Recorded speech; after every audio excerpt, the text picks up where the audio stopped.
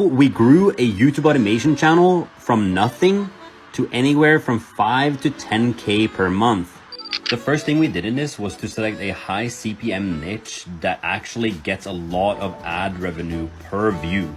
The second step was that we found YouTube channels already successful in this niche, specifically that were already just starting out, but they are on the viral trend. The third thing we did was to piggyback off of titles that they were using that we already saw going viral. Number 5, we took those titles. I created a team of a scriptwriter, voice actor, editor, and a thumbnail maker to make the entire video for me, while I was only doing the quality inspection and giving feedback to the team.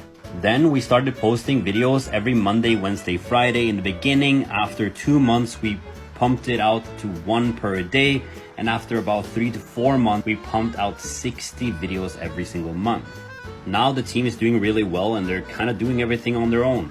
If you want to start a channel like this in 2023, I actually just opened 20 spots to my program. Now, I haven't sold this for about 6 months.